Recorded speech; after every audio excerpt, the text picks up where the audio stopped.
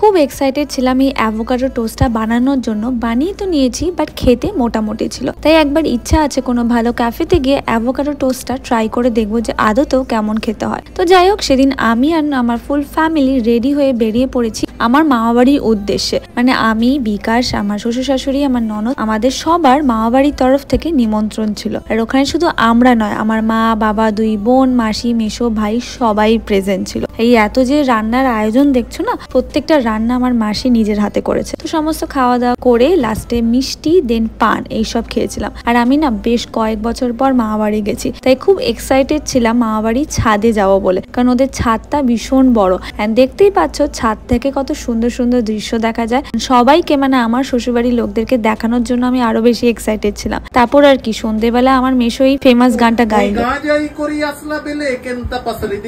সুন্দর একটা সন্ধ্যা কাটিয়ে সবাই মিলে একসাথে বাড়ি ফিরে এলাম। দেখা হবে আরেকটা